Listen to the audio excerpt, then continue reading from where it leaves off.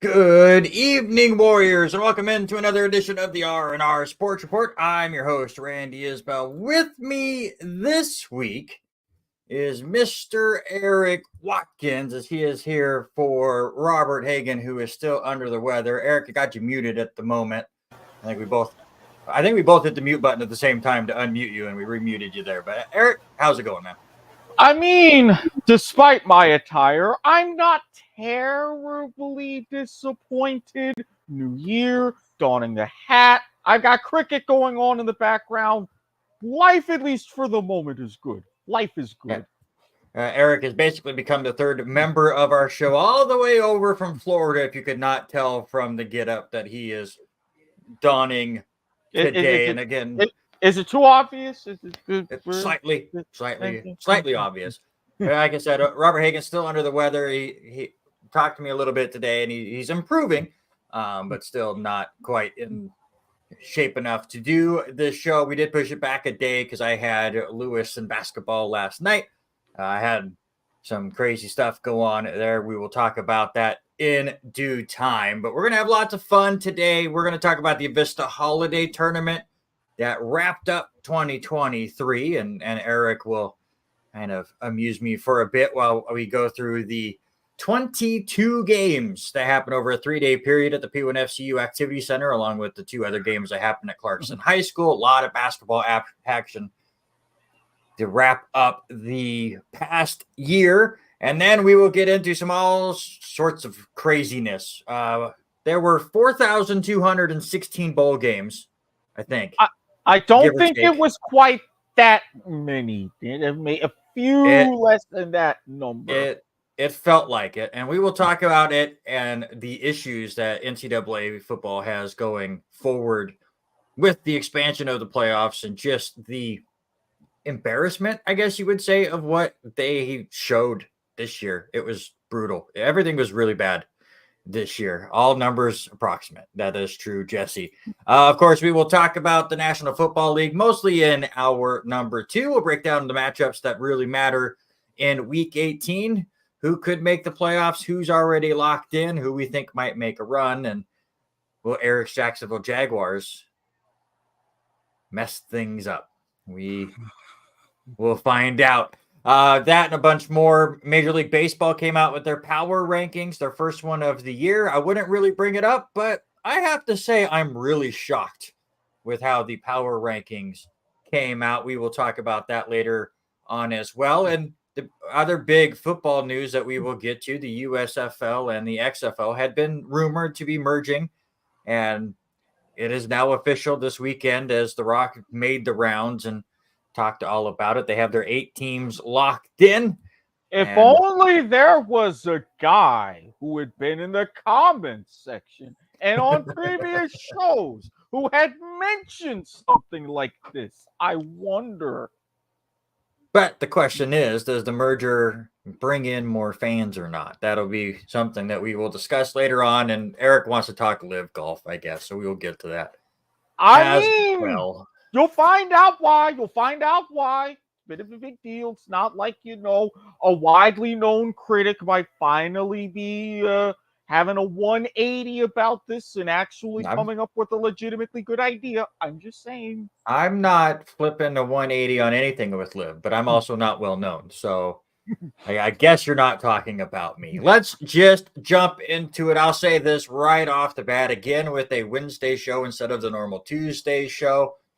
We may or may not go the full 2 hours as we kind of just threw this together just to make sure we get a weekly show out for you guys. And I really wanted to talk about the Avista Holiday Tournament, but we're going to see how things go. A lot more lighthearted this week with the guest host. And I will also note that while Robert is not here due to illness this week, you're not going to see him on the show the next several weeks as Clarkson plays on Tuesday night in each of the next 3 weeks. So I'll have a different guest on, or possibly Eric will just get thrown back in here in there. You never know how this works. But tentatively scheduled is Robert Taylor next week.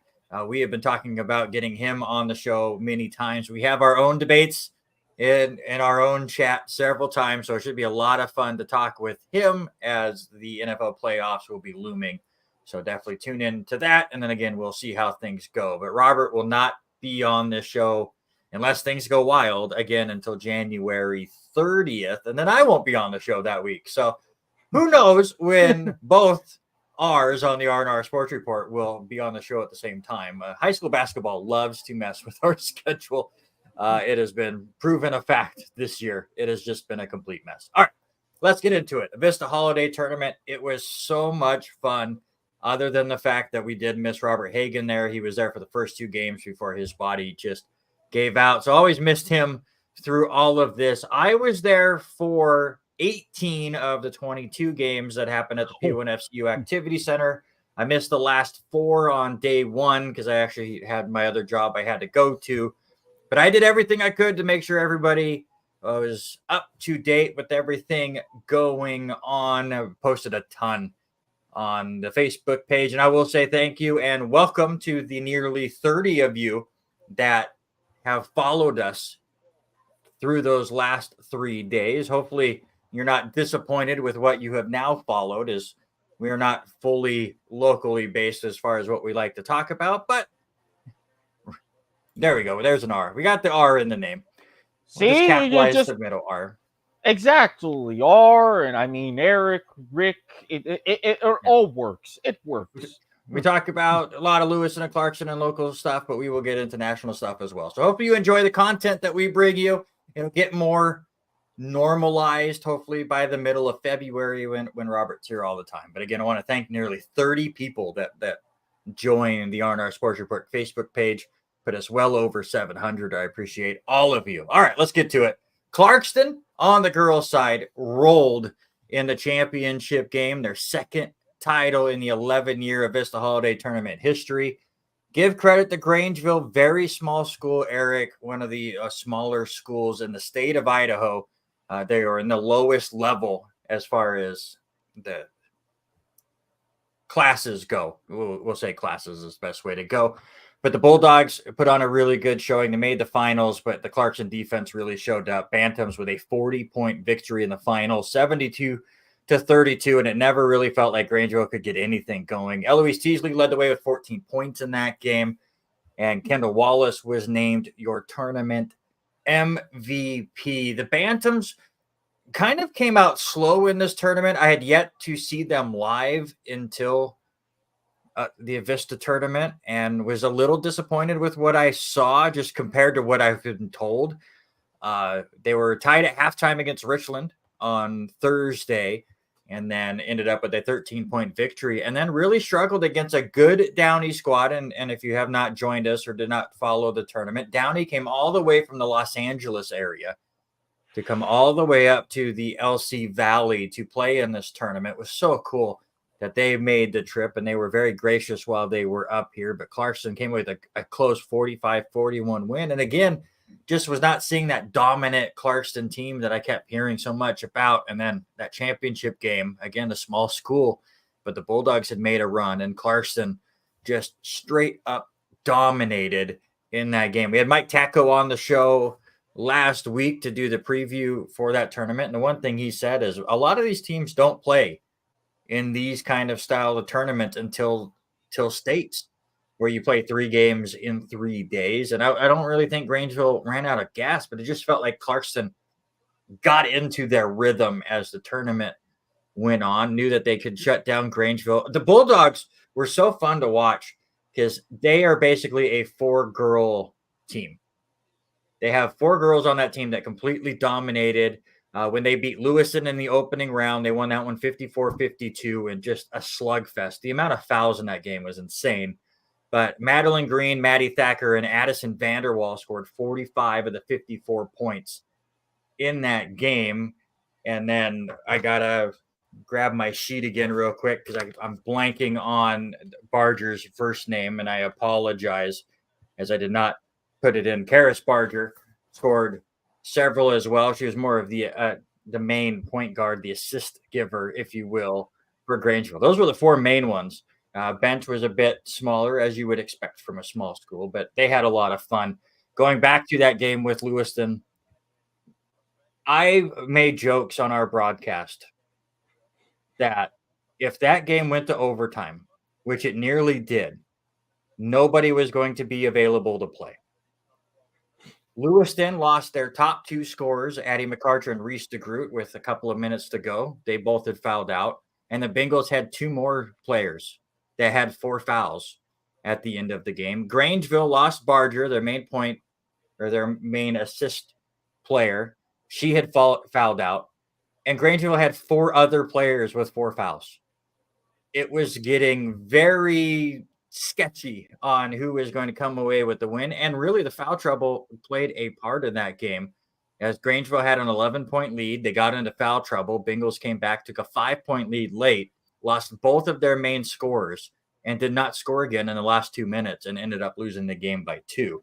Eric, again, this is not local tournament for you, but you know, with whether it's high school or college or whatever, foul trouble is definitely going to play a part.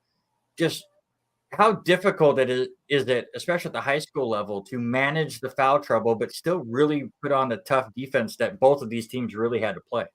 And especially when, at least in the NBA, you have the benefit of 6. And then you have other leagues with like the ABA and whatever. It's like, okay, you have special rules if this player gets fouled. But high school and college, when number 1, you only get 5. And number 2, as you said, much more strict. So you're thinking, okay, you don't always have the benefit because, correct me if I'm wrong, with this being Idaho, no shot clock. Shot clock now. Shot clock has been issued this year. We'll talk about that in a second because it Okay, has good. made a big difference. Because I was wondering about that because you have typically about a 30, in some cases 35-second shot clock, and even with the shorter quarters, you have to go ahead and, even though you're keeping that energy up for shorter bursts, yes, if it's still physical, if you still gotta kind of throw the weight around slightly, it's going to be very tough to manage. And I'm thinking to myself, if you have that many that are fouling out, what would they have realistically done? Would they have turned overtime into sudden death? They have like extra special rules. I'd be one of those referees flipping through the rule book, like, okay, now what? Yeah, you just play with what you got at that point. It was a lot of fun. That game was great. It was the first game of the tournament, that Lewiston Grangeville heck of a game. way to start it, you know. And I'll give credit to the fans. It was a 9 a.m. start on a Thursday, and the crowd was really good, especially that early on in the day. Talked to Mike Tacko a little bit this afternoon. He doesn't have official numbers because they can't really track that with the different passes that they give out, and whether it's day passes or tournament passes, and people will come and go throughout the day. But he believed it was around 2,500 people a day on average that showed up for these tournaments. And again, there's 8 games every single day, so they were coming and going. And I will say that we'll talk about the boys bracket here in a second. We missed out on the super massive crowds that we usually get because the 3 local teams, Lewiston, Clarkson, and then Lapway, who travels extremely well. We joke that the entire town of Lapway shows up for their games. Those 3 never once on either the girls bracket or the boys bracket met up in the consolation rounds, in the championship rounds. Those 3 teams never faced each other in either of the brackets. And that kind of took away from one of those big matchups where both local teams were there. But especially Friday night, that place was really rocking when you had Lapway in the second semifinal game on the boys side. Clarkson was in the final girls game on the night as well. That crowd was really good. We had some fantastic crowds, but they started out red hot early on for that Lewiston Pendleton game. And then we'll talk about Lewiston's final game as well, or excuse me, against Grangeville. They played Pendleton in the consolation championship game. I've lost my mind. They played Pendleton to get to the championship game of the consolation bracket. Let's get that right. Then they defeated Richland. That game started at 8:30 in the morning on a Saturday, and it showed. Now, the girls took a little bit to get going, and you could totally understand. But at the end of this game, I'm going to go back to you as somebody who just can relate in the situation. I felt extremely bad. Again, I'm the Lewiston play-by-play guy for the radio. I have a Lewiston high school student who is my color commentator for 2 of the 3 days. She is the goalie for the soccer team. Allie Olson was fantastic and helped me out a ton. So obviously we're there for Lewiston. You're bipartisan when you're doing play-by-play and you're not screaming and shouting and overly rooting. However, you want the team that you're calling the games for to win. Right. So we get to this situation late in the game. Lewiston is down by 1. They have the ball. Shot clock is off. They try to find the perfect pass. They find Reese DeGroot, one of their better outside shooters, who drills the 3 with 7 seconds to go. The clock does not stop for the inbound, so Richland has to hurry. They're out of timeouts. They do a great job to just cross half court line, and it's Mackenzie Scholes, who I believe is the leading scorer for the Bombers, throws up a desperation shot. And Reese DeGroot, who just hit the big 3, commits a horrible foul with 0.1 on the clock. And it wasn't a ticky-tack foul.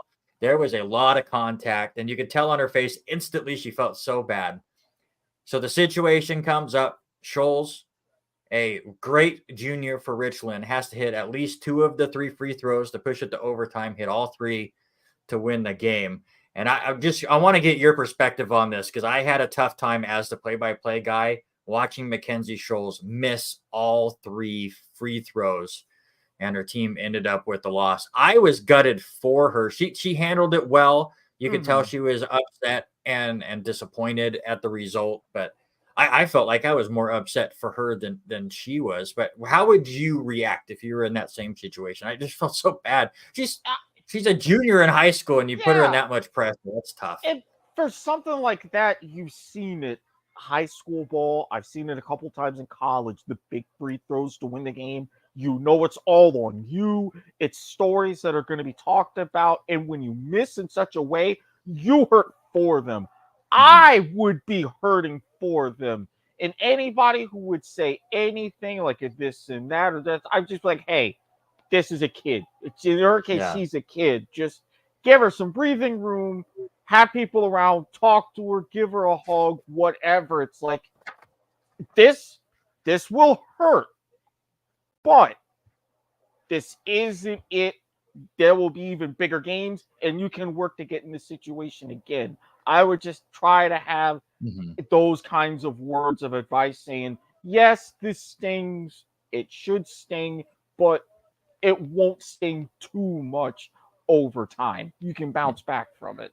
And I just had to look it up to make sure I get the name right. And Amy Westerfield, the head coach for Richland, did a great job, I thought, at consoling her player, at least on the floor. I'm sure there was conversations afterwards. Just a rough way to end the tournament. Would have felt even worse if it was in the championship game. But Lewiston does finish fourth on the girls' side. For the Bengals on the boys' side, they do come away with their second title, and their defense, man. I have had question marks for what the Lewiston Bengals are going to be able to do this year. Rylan Gomez and Drew Hottinger inside are a force, and I think they will keep Lewiston in the game offensively. But really, the Bengals just don't have the shooting prowess, I think, to be a big threat for any kind of a state title right now. But I will tell you this. While they don't have the depth that you would look at for a top-tier state tournament contender, their defense is going to keep Lewiston in every single game that they play this year. It showed here as they defeat Rocky Mountain in the championship 55-39. Drew Hottinger ended up being your tournament MVP on his birthday, which was pretty cool to see. He had 14 points in the championship game. And yes, I'll just show you right now how impressive the defense was for Lewiston. They held Rocky Mountain to 39 points in the championship game. Rocky Mountain was averaging 79 points per game in the first two games of that tournament. Give a lot of credit to the Bengals defense. Also, Rocky Mountain, just the shots that they were getting the fall in the first 2 days, they were not getting the fall. They had some open looks that they could not make in this game. But the Lewiston defense, whether they were switching between the 2-3 zone, switching to man-to-man, a great job by Brooks Malm to switch it up and keep the Grizzlies off balance. But Lewiston is, I still don't think they're at the level of Coeur d'Alene, but I think with what they have done defensively on this 5-game winning streak, are probably the second best team in the Inland Empire League. We'll see how they do against Post Falls on Friday. I think they should win that game. Lake City should be an interesting squad, though they just lost Bo Buchanan, who was their star player last year. He is now basically a starter for, is it Pitt or West Virginia? I forget who. But a big school out east, Buchanan's putting up 15, 20 minutes a game over there. So that's a big loss for a high school in Idaho. But Lewiston could be a contender and could make the state tournament. I'm very excited to see. Again, Rocky Mountain was fantastic. They shut down Clarkston 76-34. They had an epic game against Lapway. I was excited to watch that game. Rocky Mountain with an 82-73 win. And that's with Case Wynot, who scored 48 points for the Wildcats. He is well on his way to be the highest scoring player in Idaho history. I want to say he's between 200 and 300 points away from breaking that record. Had over 100 in this tournament. But the Grizzlies were insane. Trevin Pixley, who is a writer for the Lewiston Tribune, was sitting next to me while we were watching that game and keeping notes because he was doing the story for that contest. And I want to say he told me that the Grizzlies started the second half 11 of 12 from the field with 5 threes. It made it impossible for Lapway to try to keep up.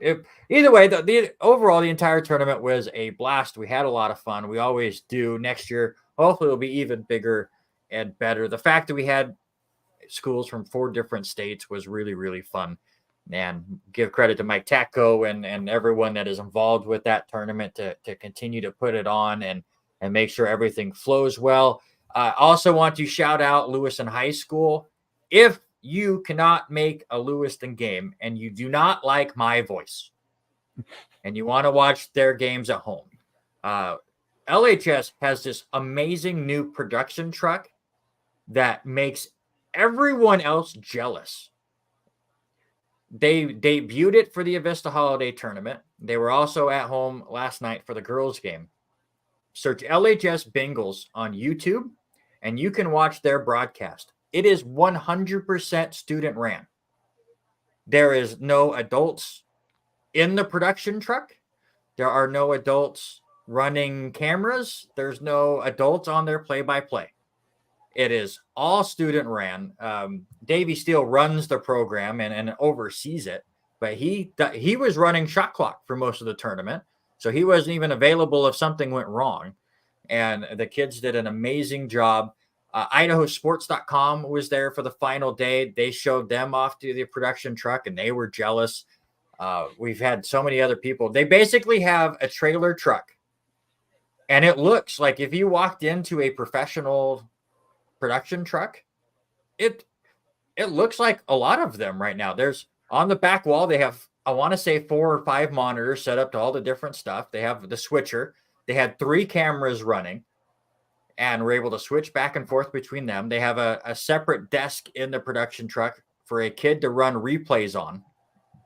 And every half, they had a little highlight reel that they showed off at the end of the half and at the end of the game, and the kids talked over it and stuff. It is just so cool what they do.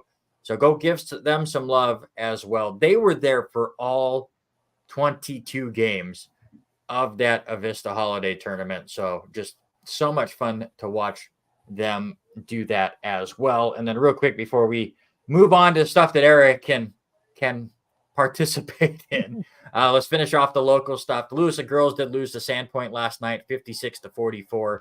They now dropped to 6-9 on the year. I've said this multiple times on the show. I say it all the time on our broadcast.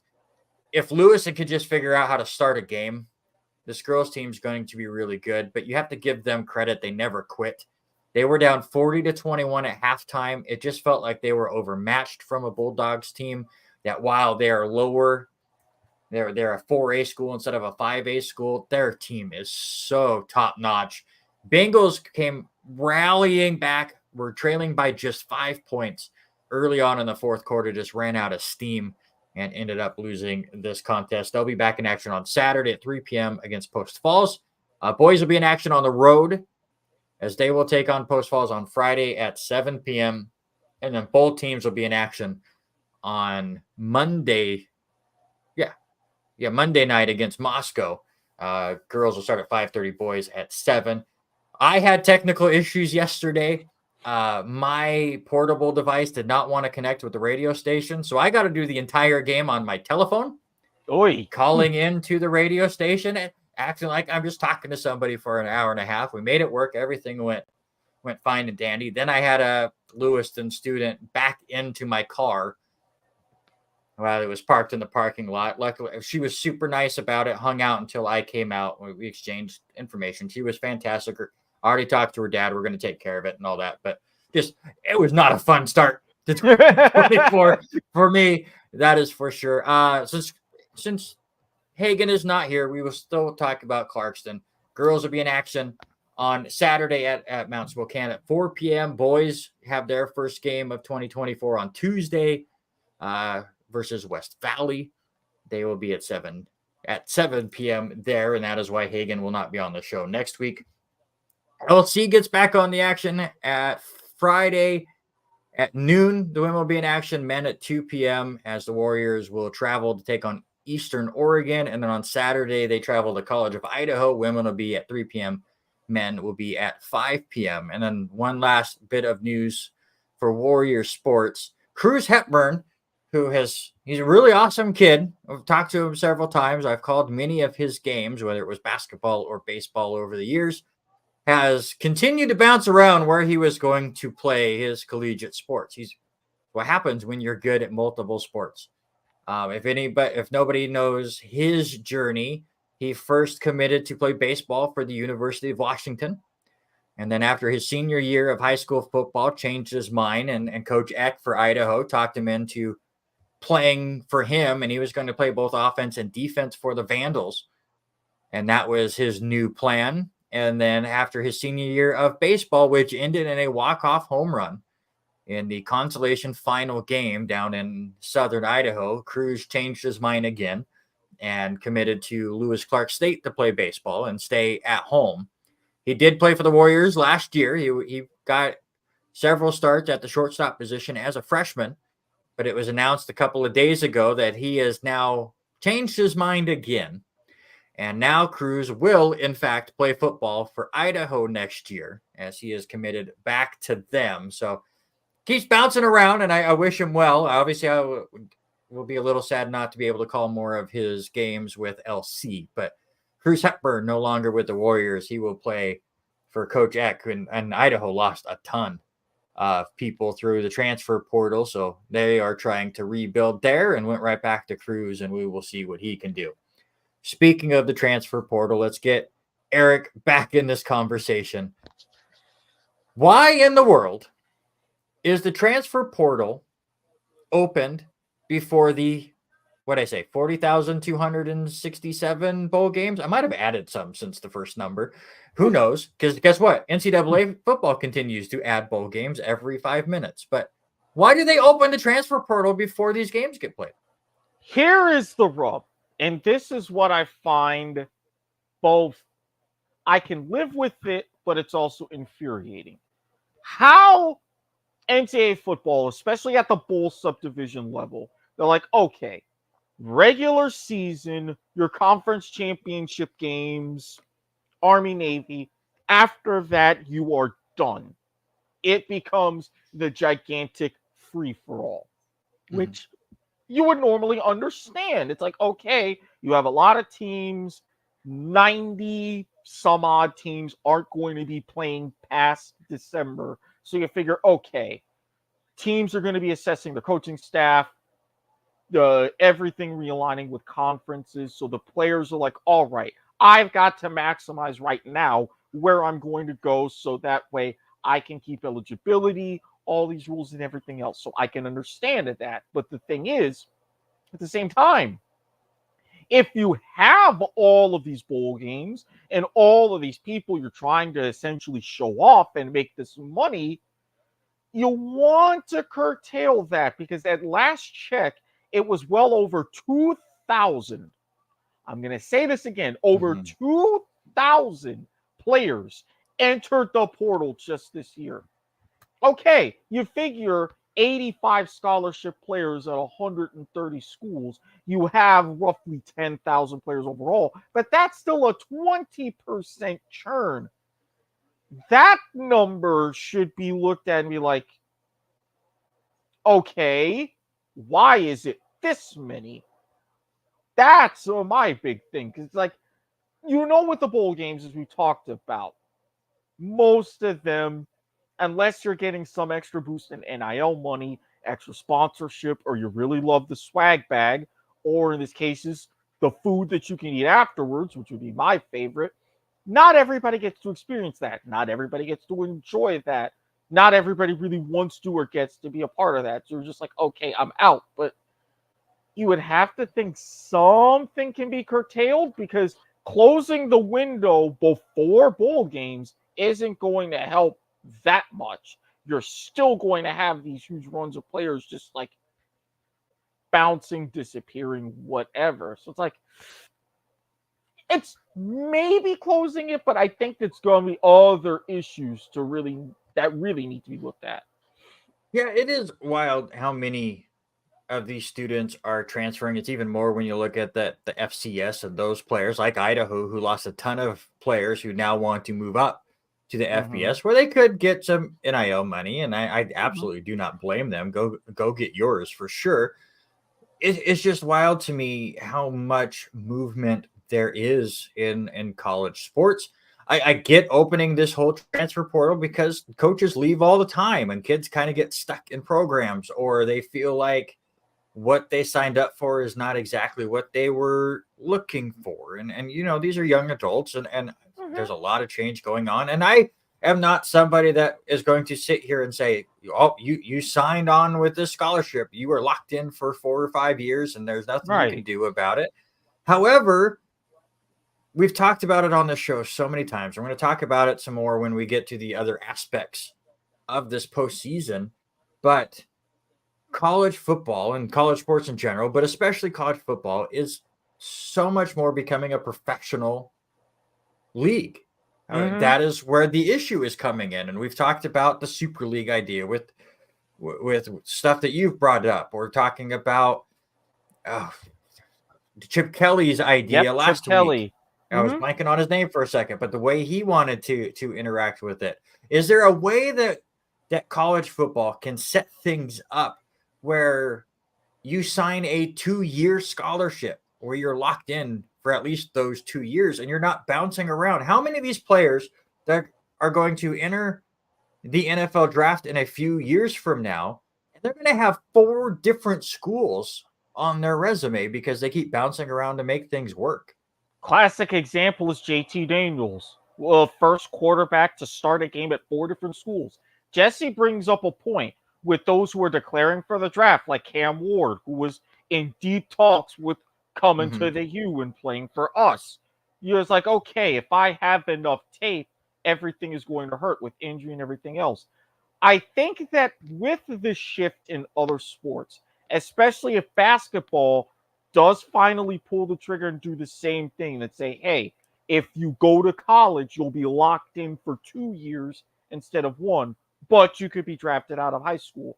I think if that starts momentum, and if you have all of these top schools get that super league level of control, I do think you'll see that. You'll see, hey, we'll give you a scholarship for a year, see how it goes. Or Mm-hmm. if you are a blue chip recruit, say, hey, we're in this situation. We've got some things going on, changing whatever, but we'll give you 2 years and you get the NIL money and everything else. And then if you want to come back, we'll go ahead and talk. So you might not be too far off at one of the key things if they decide to go ahead with that idea. That might be one of the first things that they do after they negotiate TV deals.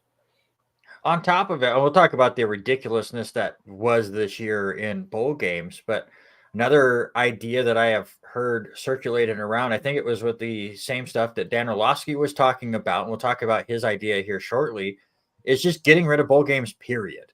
Mm-hmm. We're expanding the playoffs, so now you get 12 teams in. You've got to believe in a couple of years they'll try to expand it to even more once they realize how much better the ratings are going to be for these actual tournament games compared to what they were getting for some of these bowl games. Then you will hear even more about expansion.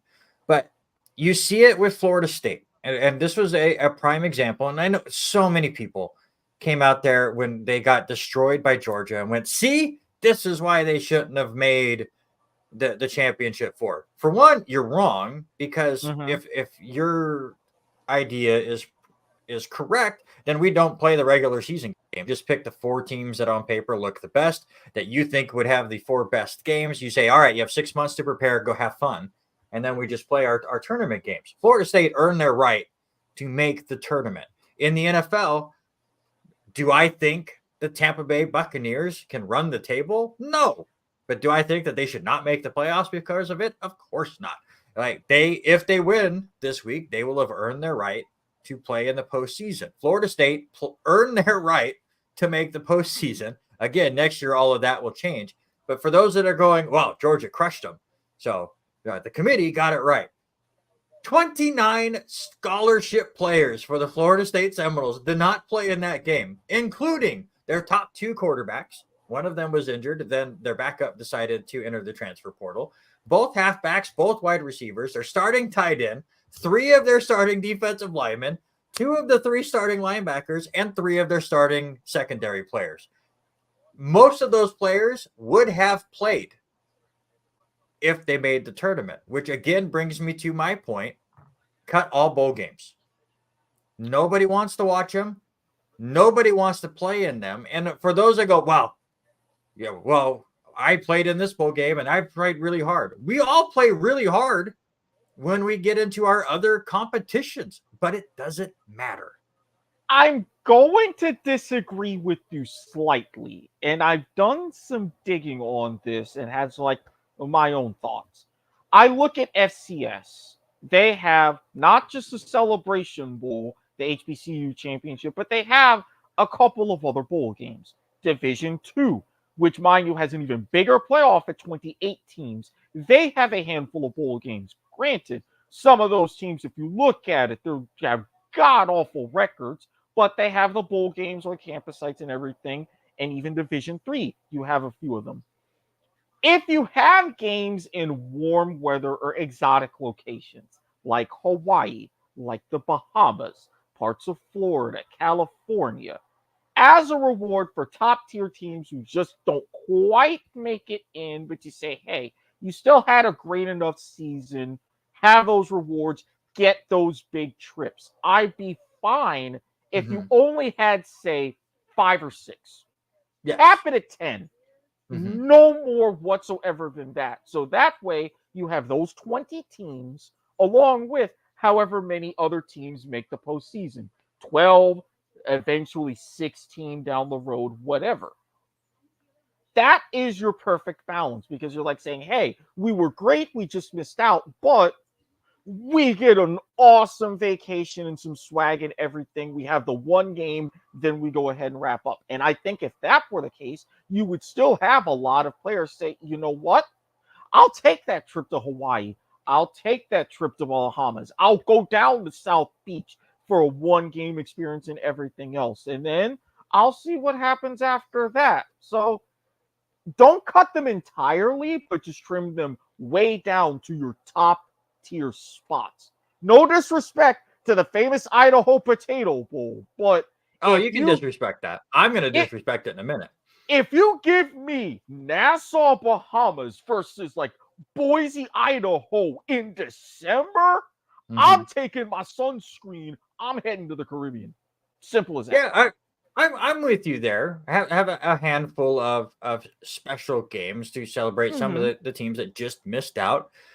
You could do the special ones like the Military Bowl can stick around because those always have some good implications as well. But I would like to see more things like the Senior Bowl where you get players together, say in December or whatever, where a bowl game would have been, and let them celebrate that way as well and get the notification out there to try to make the draft. And all of that stuff would be great. And hopefully that would all work. But this year and the last, decade plus has just been a joke. Let's just look at this year. 43 bowl games this year. There were 82 bowl berths because we had the tournaments in there. So 41 games basically, and then the extra tournaments. So 82 bowl berths were given out. There were only 79 teams that were eligible to play in these games based on just getting to 6-6. It's not even you have to really earn it. You just have to be mediocre. And there were not even enough of those teams to fill out the bracket. They added Jacksonville State and James Madison. They were conditionally included. And then, of course, we had Minnesota, who, once again, this is the 4th straight year that a team with a losing record earned a spot in the bowl game. We will give an asterisk to 2020, where several of them did. 6 of them did in 2020 because there were much shorter schedules that year. A lot of conferences didn't even play games or only played a handful of games. So having losing records in some of those bowls, we'll give a pass. 2020 is the year we all try to forget anyways. But that is too many bowl games. And absolutely. On top of the 20% of players, as you said, that were transferring from their schools, none of these games were enjoyable to watch. period. Nobody wants to watch this many bowl games unless you're addicted to gambling and you're just throwing down parlays with all these games. The fact that Hagen and I picked 21 games last week is embarrassing. It's too much, and NCAA has gone way off the rails with it. And again, as someone who did establish a Hard Rock Bet account, as someone who first opportunity will go ahead and fund it, remember everybody, respect your local and state rules and laws. 21 means 21. Gamble responsibly. All of that good stuff. Even I look at that. It's like, all right,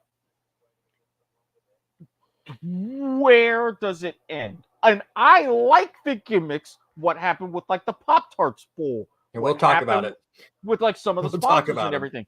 But even as you had mentioned, James Madison, what happens for a team that gets let in and should have not just conditionally been awarded a bowl game, but because of their transition, they got in. They're like, okay, we're going to give you a bowl game, but we're going to basically play de facto on the road against a mediocre team. You lose. Jacksonville State, same situation. How do you expect that to have good morale amongst all the players who work hard, have these great seasons, only to go ahead and have them end with a total thud like this? Really? That's what I don't get. Before we get to the goofiness of some of these bowls, which in a way you could take it as a positive or negative, is just the goofiness that you can add in, which can add to the fun of these bowl games.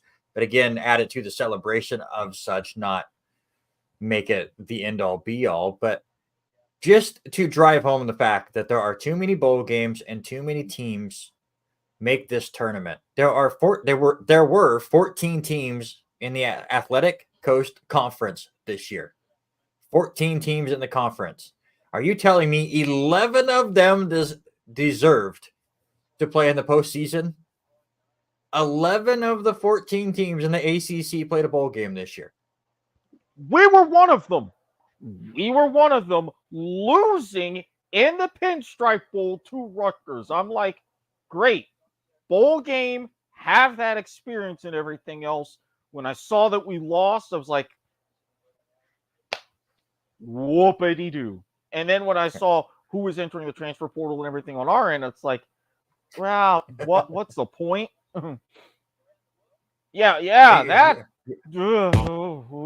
You're talking to a Jags fan, Trevin. Don't worry. But yeah, even worse than 11 of the 14 ACC teams. How about the Sun Belt? One of the lowest ranked conferences in all of college football. They got 12 of 14 teams into a bowl game. The only two Sun Belt teams that did not make a bowl game were Louisiana Monroe and Southern Miss.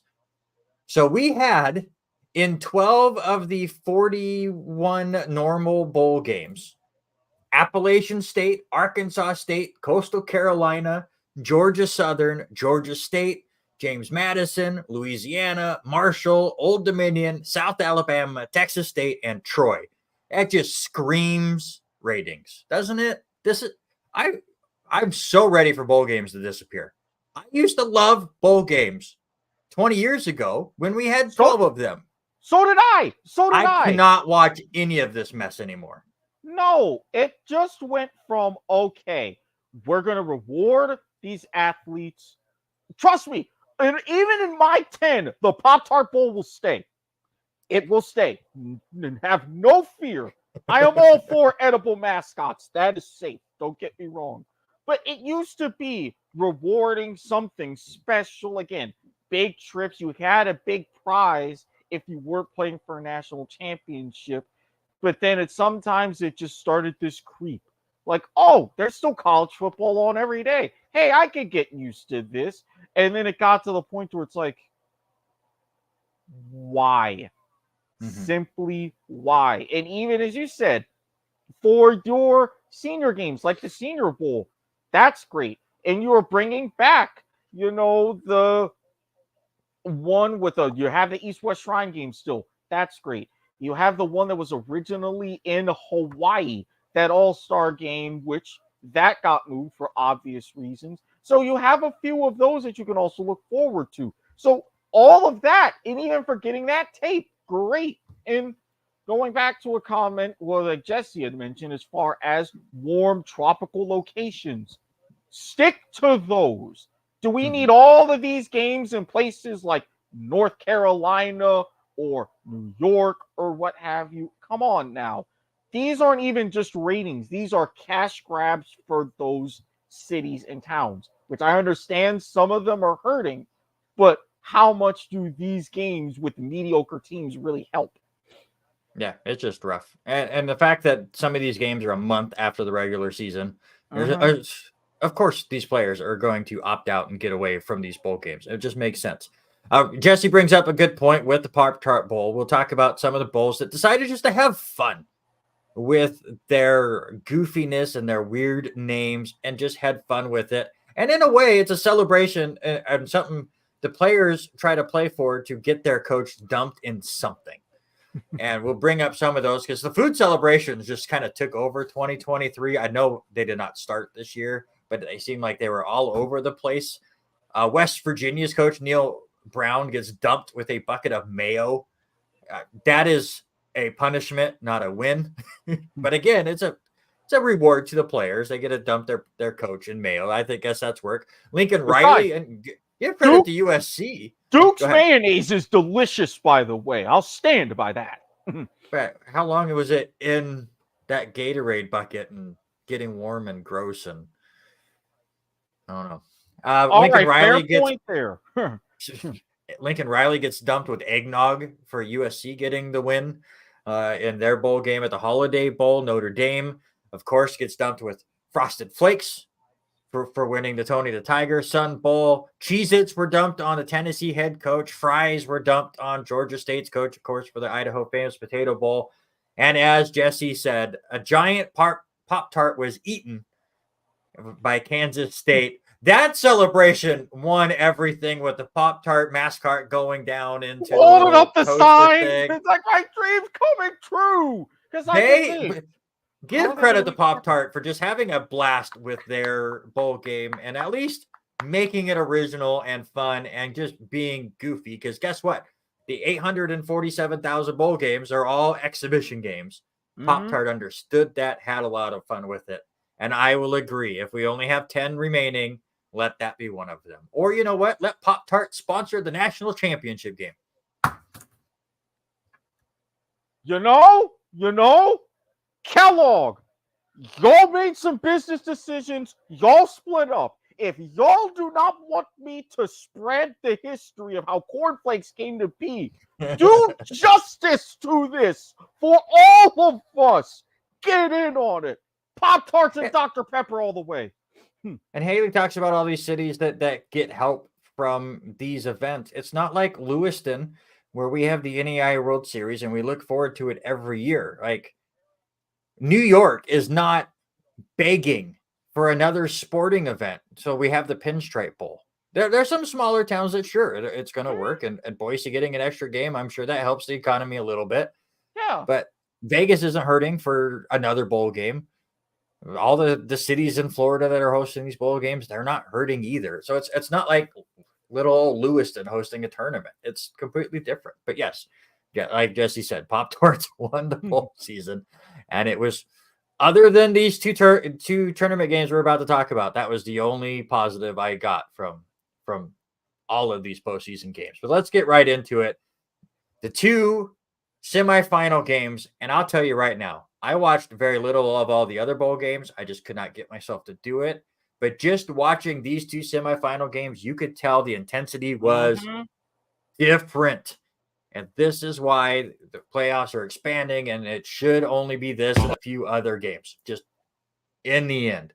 But Michigan defeats Alabama in overtime, really fun defensive battle. This felt like just, we talked about the matchups before, and I still wish that Washington was the one playing at the Rose Bowl, but they had that wonderful overhead shot of half of the Rose Bowl being blue and half of it being red for Alabama. Just perfect.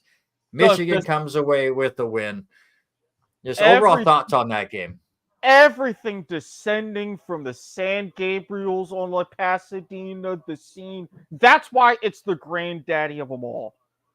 And I have to tell you, as the third quarter went on in particular, I felt that Saban magic, that Alabama momentum. They started putting together runs. Jalen Milroe kept getting everything together. As much as I was really pushing for Michigan and how just in a dogfight they were doing just that much, I thought to myself, and I even messaged in the chat, oh, Michigan's done. They're done. And this is another year Alabama's playing for a title, but then I go back and I see, oh, wait a minute, it's 1st and goal. They're at the 4-yard line. Minute left. Oh, wait a minute, it's tied. Oh, wait a minute. Michigan's back in this. Hang on a quick second. And yes, there were some hiccups. Why you go ahead and try to touch a ball on a punt return at the 5 and all of a sudden you're getting swarmed. That was a brain fade. Those happen. You wish they wouldn't happen in those situations, but it happens. But it's like the fact that with everything and all the naysayers in particular against Michigan, with Harbaugh and the sign stealing thing, credit to them. Credit for knowing who they are. J.J. McCarthy stepping up. Blake Corum breaking the record. Flat out dogging him. And they're like, hey, we need you for a couple big runs. Those runs that he had in overtime to get what was the game-winning touchdown. Chef's kiss. Gritty, tough, just Michigan was able to beat Alabama at their own game, and I loved it. As much as I respect Alabama and Nick Saban, I'm glad this is a better story, at least from this game. Yeah, and it was absolutely fun, and it really had that feel of a game that should have been at the Rose Bowls. That's why I said at the beginning, I wanted the two games flipped, but this felt in the right location at the history that is over there in Pasadena.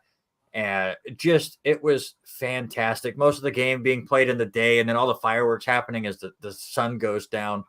This is playoff football at its finest. We just hope some of the NFL games are that good.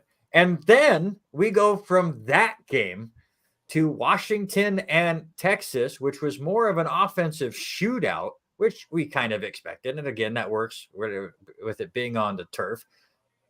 First question I'll ask you real quick. Michael Penix Jr., has he played himself into being a first-round pick now with what he has been able to do? 29 of 38, 430, and 2 touchdowns in that winning performance.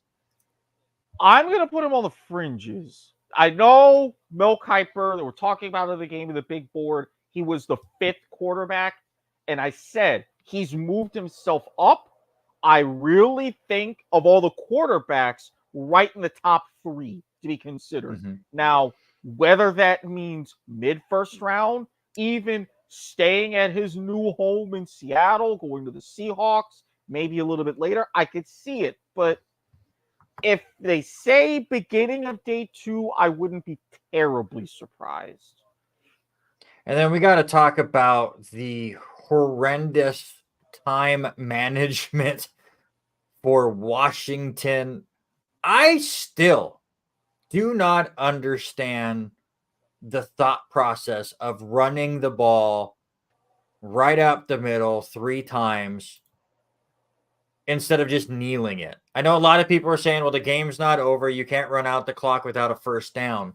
But none of their 3 runs had any even attempt of gaining yardage. It was basically the running back going right up the middle and falling down the moment he was touched to make sure he did not fumble the ball. And unfortunately, Dillon Johnson gets injured on his 3rd run, and that ends up stopping the clock. So instead of punting the ball with about 15 seconds left was what everything was supposed to be at, they punted away with 50 seconds to go, and that was nearly completely costly. I don't understand why you don't just have Penix get the snap, take a couple of steps backwards until somebody gets there, and then take a knee. Yes, you have 0 chance of getting the first down. However, I think you run more clock that way with less risk involved, and not even going with the injury, but less chance of fumbling the football.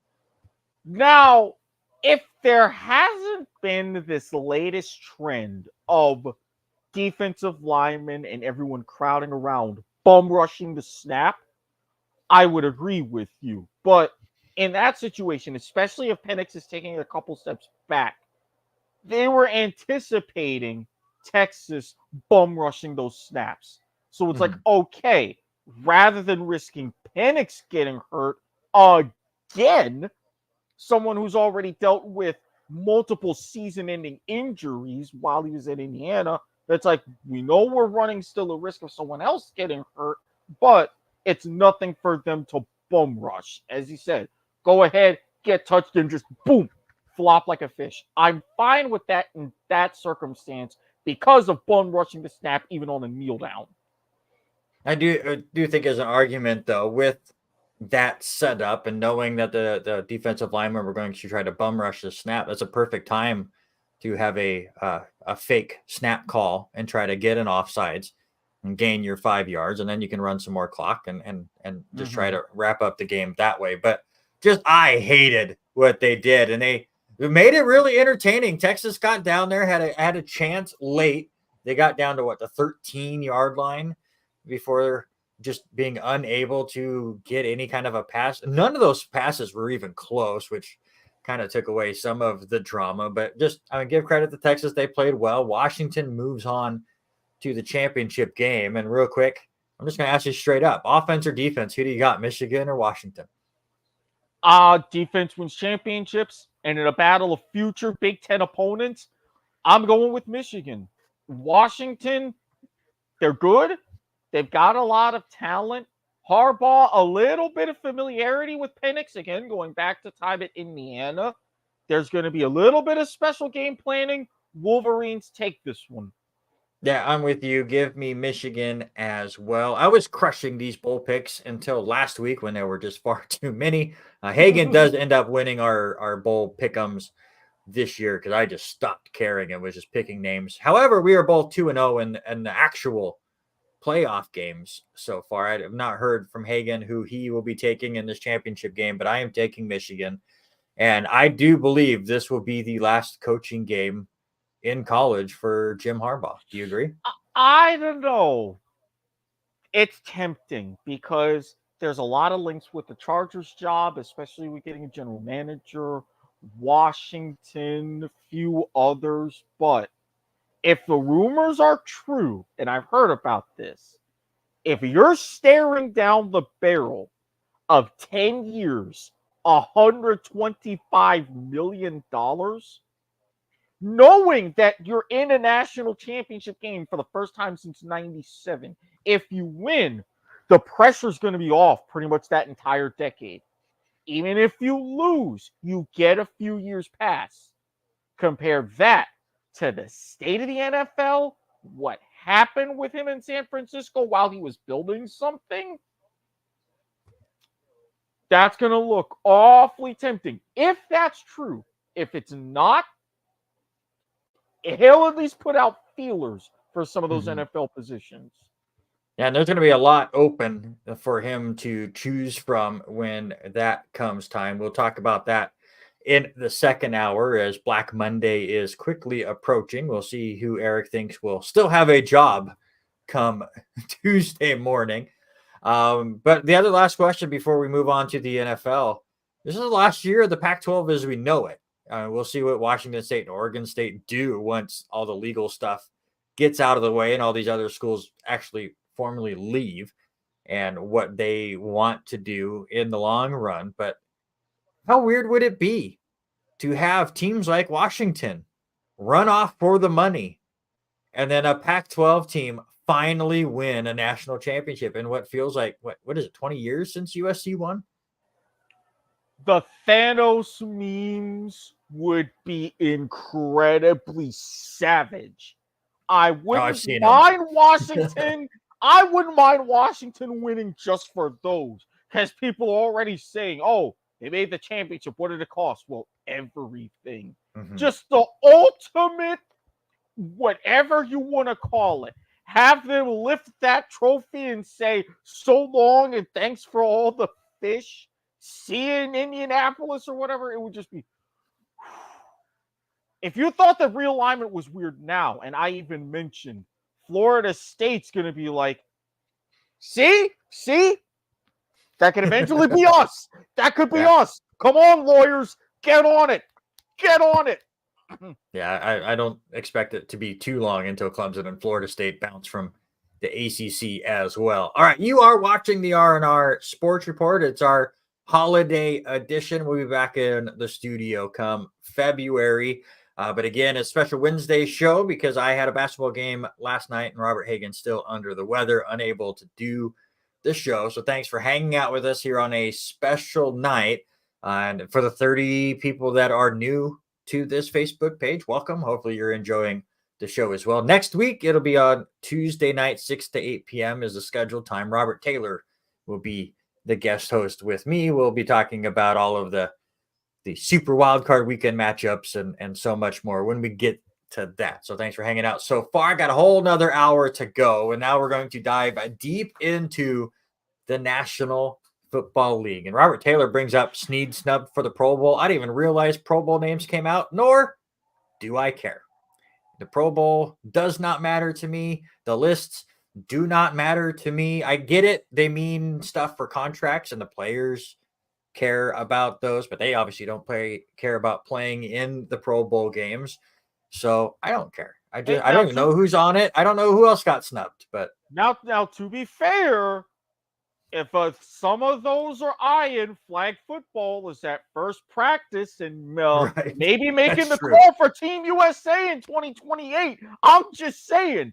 True. Get that early feel for it now. Oh. Very, very fair. All right, let's look at your current playoff matchups. For the most part, these will get changed over this next week. But in the AFC, Baltimore has locked up your number one seed. They have earned the bye week. And right now it stands like this. The 7th seed would be the Indianapolis Colts, and they would travel to Miami. Buffalo would be the 6th seed. They would travel to Arrowhead. Kansas City has locked themselves in to the 3 seed, and we've seen their plans as Patrick Mahomes will not be playing this weekend, a de facto bye week for the Chiefs. And then the other matchup would be the 5th seed Cleveland, and the Browns have locked in that spot. Joe Flacco, of all people, will not be playing this week. What a weird story that has become. You need to rest the elite Joe Flacco for when the Browns need him most in the playoffs. Let that be clear. That's so weird to say in 2024. But right now they are set to go to Jacksonville, who would be the 4th seed. Miami's locked in a playoff spot as well, but we'll see exactly where they go. These matchups are not set. Not a single one is locked in going into week 18, and most likely none of them will even be the same other than maybe Cleveland and Jacksonville. I like your chances against Tennessee.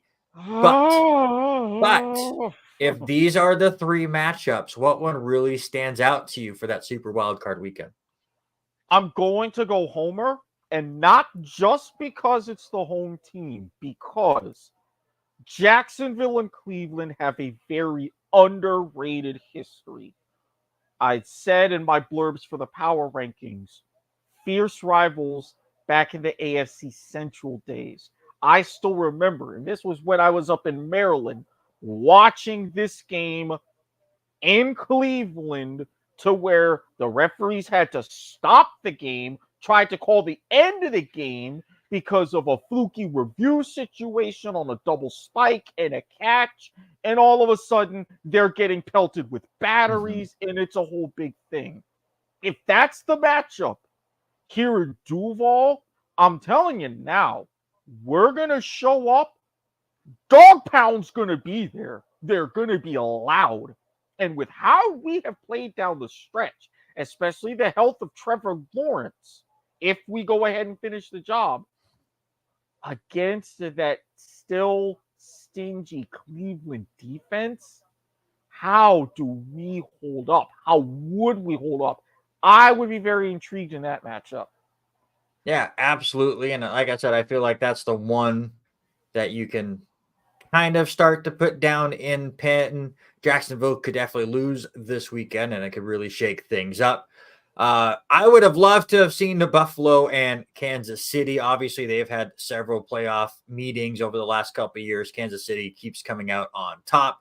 I would think that the Chiefs at home in Arrowhead would be the favorites, and I would probably pick them to win that matchup. But with the way things are set up, and we'll talk about it here in a little bit with where Buffalo may land, I don't see a situation where the Bills stay as the 6th seed. If they beat Miami, they will flip-flop, and Miami would get the 6th seed. Buffalo would move up to the 2. But if Buffalo loses, there's a chance they don't even make the playoffs, let alone stay as the 6th seed. So while that matchup looks intriguing, I do think it is the most in flux going into this final weekend. And Colts Dolphins would be okay, I guess. But yeah, Browns Jaguars. I am really looking forward to that matchup. See if Joe Flacco, of all people, can go on a crazy playoff run. And with that defense, he definitely could. In the NFC, there are still some things to be decided. However, I have a weird feeling that these are your playoff matchups. A lot to be decided and a lot we're going to talk about here in a minute. I think these 7 seeds are locked in. I don't know if you disagree or agree, but San Francisco's locked in at the 1 seed. They have a bye week. You have the Green Bay Packers as the 7th seed. They would go to Dallas, who currently has the 2 seed. The matchup that would just be so great, just storyline-wise. The 6 seed Rams going to Detroit for the 3 seed Lions. Goff and Stafford were traded for each other, and they could be facing off here in a playoff matchup. It would just be so awesome. And then the Eagles, go ahead. Not just that. Fans in Detroit, if that happens, if you dig out your Detroit Rams merchandise for when Stafford made that Super Bowl run, if y'all wear that to that game just for the memes, I will salute you in your city. You have to do that just for my sake.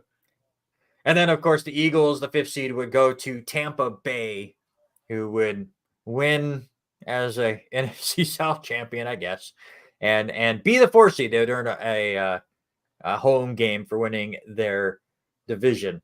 San Francisco is locked as the 1 seed. Detroit is locked in as the 3 seed, unless somehow Dallas and Philadelphia both lost to Washington and the Giants, which I'm just going to say Detroit's locked in at the 3 seed. And then the Rams are locked into the playoffs, but they could drop to the 7th seed if they lose this weekend. Now let's go through some of the scenarios. Let's get your predictions as we go forward, where everyone's going to lock themselves in, where people are going to get a playoff spot or lose out completely. Let's start home for you, the AFC South, which a month ago we just gave to the Jaguars. But with the Lawrence injury and just the Jaguars in general not playing their best football, they have allowed Houston and Indy to stay in contention. And it looks like this. If Jacksonville wins against Tennessee, they will win the AFC South. It'll be locked in, nothing they can do. However, if the Jaguars lose, they can still make the playoffs, but they need Pittsburgh to lose and inconceivably Denver to lose, which would clean up one of their tiebreakers. And the Jaguars could still make the playoffs that way. Indianapolis and Houston, it's very simple. If they win, they're in. But if they win and Jacksonville loses, then they will end up being the AFC South champion. Also, if Jacksonville wins, Indy and Houston can still make the playoffs. If Pittsburgh loses, it gets messy afterwards. That's the fun about week 18. But the simple question is, when we come back on this show on Tuesday, the AFC South champion will be. I'm so nervous saying this. Very nervous saying this. I think the Jaguars get it done. The reason why I think they get it done, I go back to last year. That was a simple at home, Tennessee, the Pastronaut winning in. We had the urgency to get it done. Now, the NFL, in their wisdom, like they do every year, They set up week 18 perfectly. We will know when we step onto the field at the bank what happened Saturday afternoon in that Ravens Steelers game, who won, if anybody, between Houston and Indy. The urgency will be there. Can CJ Beathard keep it together?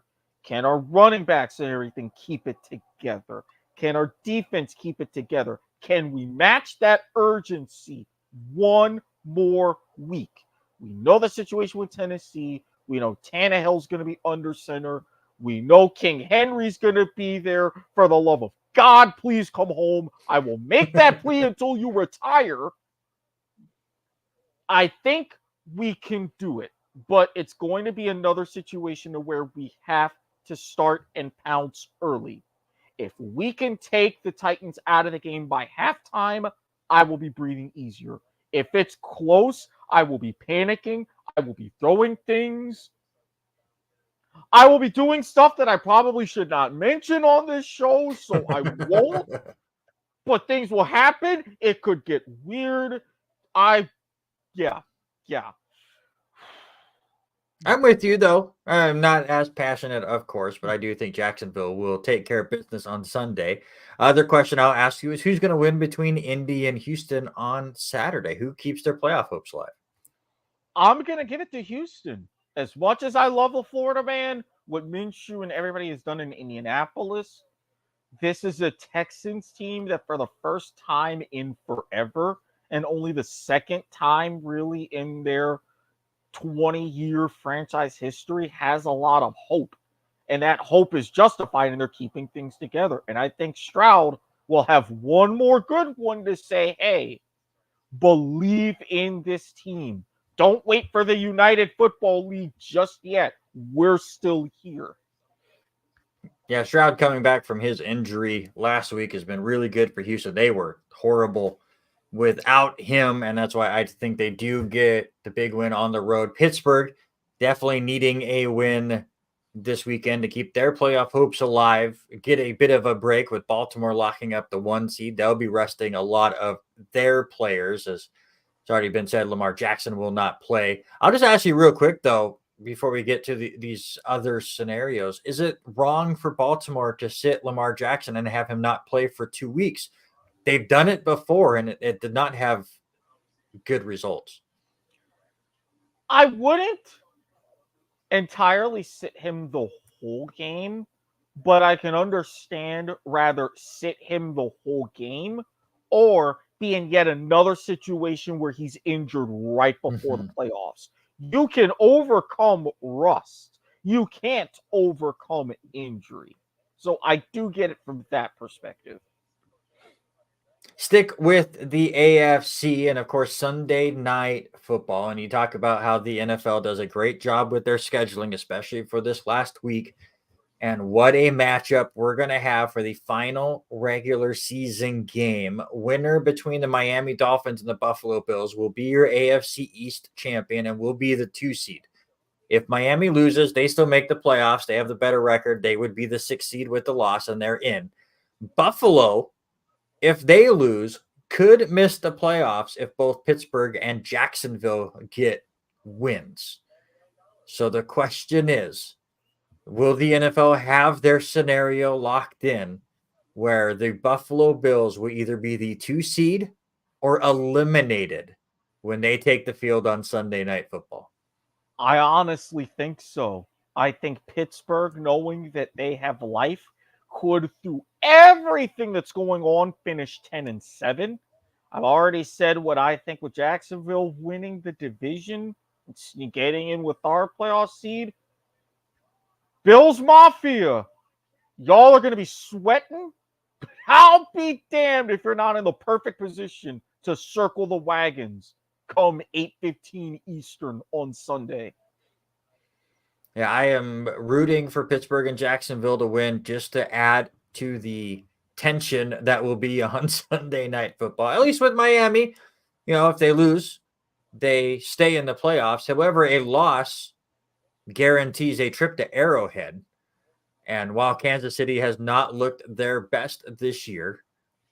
I do not want to be the team that has to go to Arrowhead on possibly their only home game in the playoffs if It, the seedings hold out. Period. I in would not want in to be that team. in before Robert Taylor Arrowhead invitational comments and everything else, I think this is going to be that for this year. You're not going to see it in the AFC Championship game. You're going to be seeing it right here. And with all the issues with the receivers and everything else, this is still Andy Reid. This is still semblance of that Chiefs. This is still Patrick Mahomes. And I'm sorry, with everything going on in that case, if I'm Miami and if I'm a Dolphins fan, I would be a bit worried because things have happened and all tailed off. And I think it's going to continue to tail off. December is not kind. I don't think January is going to be any kinder. The Dolphins are definitely with a ton of injuries, both on the offensive side and defensive side. But again, this is not a game you want to take off because there's a difference between playing the Chiefs at Kansas City or playing at home in the much warmer weather of Miami against whether it's Houston, Indianapolis, or Pittsburgh. Big difference there. So I'm really looking forward to that Sunday night football game. Again, I really think for Buffalo, it's win and get in, or lose and you're eliminated. And poor Harry Broadhurst is going to be on the edge of his seat if he's even sitting during any of that game. And I will just make it known right now, I will not be messaging Harry from 5:15 Pacific time onward until the end of that game, only if Buffalo wins. I do need some of his power rankings after that game. Hopefully he's in the mood to send them. I would say that. Let's move on to the NFC now. And let's again look at the South Division, as that is really the one division that is in flux for the most part. NFC South slightly, and we can talk about that as well. But who gets in? As Tampa Bay can clinch their division if they get a win against a spry Carolina Panthers team who are not playing for anything. They're not trying to save their draft pick because they don't have one, and that spot is even locked in no matter what. And give credit to the Panthers. They've been playing some fun football this last couple of weeks. If Tampa Bay wins, they would win the division. If not, it will be between the winner of Atlanta and New Orleans. Meanwhile, Tampa Bay can still make the playoffs with a loss if Seattle and Green Bay both lose. And the same scenario happens for the Saints, where they can get a win.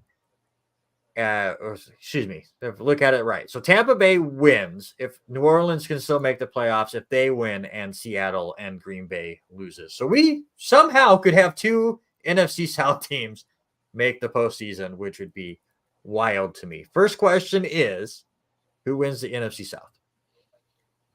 People are going to hate me for this. I am a man of chaos. I enjoy chaos. I thrive in chaos. Give me, throughout everything that's going on and some of the flat out terrible games that they've played, Atlanta. Oh, God, don't. I think about it. Oh. Think about it. If we're going full absolute craziness in 2023, how could you just not cap off the cherry on top of the milkshake with the Falcons at 8-9, doing it again, giving us another sub 500 team making the playoffs and being at home? Give me insanity. Give me insanity. Sorry, Tampa Bay. Sorry, New Orleans. I'm here for it. So then with that insanity, do you go even more insane and say the Bears beat the Packers and Arizona beat Seattle so the Buccaneers still get in? Yes. We've seen what Atlanta just did to Philadelphia. Do you really think they care? At the Chicago... I mean Arizona. Arizona, yeah. You've seen what they just did. Do you really think they care? And plus, the Bears, your hated rivals, you could do what Detroit did last year and make Packers fans suffer twice, this time at your hand, knowing that it costs you nothing? Come on. Come on. Can we get to Sunday already? You are selling me so much on watching these games. However, I will disagree with you. I do think Tampa Bay will take care of business and get the win against Carolina. Yes, they had a chance to lock it all up last week, but for whatever reason, it doesn't matter who the quarterback is. The Saints own the Buccaneers. Doesn't matter the coaches, doesn't matter the quarterbacks, doesn't matter the players. It's New Orleans dominating Tampa Bay year in and year out. And I should have remembered that before I made my picks last week, but that's neither here nor there. I also just want karma to be on my side as the chaos going on with the normal NFL. Again, anybody that has watched this show over the last few years, Robert and I run a NFL themed bowling league in our local bowling establishment. We do everything that the NFL does. We run the same schedule that they do, same playoff format, same tiebreaker scenarios. Okay. So just to lay that out for you, we are 1 week behind because we did not obviously bowl on Christmas Eve. We bowled a little early on New Year's Eve to stay close to on schedule. So we have 2 weeks left in our regular season. And because I want karma on my side, I'm begging for no craziness in the regular NFL. Because let me just tell you what's happening in our league right now. 2 weeks left. Okay. There are 7 teams in the AFC conference that are 9-6.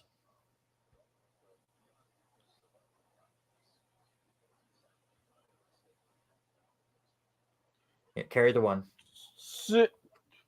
And there were 8 teams going into last week that were 8-6, and 7 of us won. We eliminated Robert's team from the group that was all tied together. It is a absolute mess. There are so many teams that could either be the 2 seed or not make the playoffs with 2 weeks to go. None of the divisions are decided in that conference. It's a mess. It takes a lot to make my head explode. I think I smell a little bit of smoke. I am asking for the karma gods to understand that I'm asking for no chaos for the National Football League. So you can clear up my chaos this weekend, because I have to come out with the playoff scenarios for that final week. So all the bowlers know where they may end up with wins and losses. And it's gonna get messy with the way it's standing right now. Rest in peace, one Jonathan T. Nielsen. I have multiple whiteboards. I have experience with permutations and everything else. If you need an extra brain, do let me know. I can help. I might be messaging you Sunday night when I sit down and look at all of it, and we'll see where everything stands. Because I've had years where it gets wild. This seems to be the worst yet. So now bowling league has been crazy. So karma wise, Tampa Bay wins, Seattle and or Green Bay wins, and we just have a nice calm Sunday until Sunday Night Football when Buffalo and Miami go at it to determine things. All I'm saying is this, and you can mark the tape right now. If I get my chaos and Atlanta wins the division, especially if Tampa Bay gets in, I might mess around, come on the show and do the Dirty Bird. I will do that. Be a man of the people if that happens. All right, lock it in. Finally, that last playoff spot in the NFC. Who's it going to be? Obviously, Tampa Bay could definitely steal this 7th spot from them, but it looks like the 7th seed will come down to Green Bay, Minnesota, and Seattle. It could change. The Rams could definitely lose to the 49ers. We know San Francisco is going to be sitting everybody, but San Francisco is still a fantastic team, and they could definitely pull off the win at home. So it's no guarantee that the Rams are going to win and take the 6th seed. But say that they do, and we have 1 spot remaining, that 7th seed, who's going to play Dallas or Philadelphia most likely. Green Bay gets in with the win.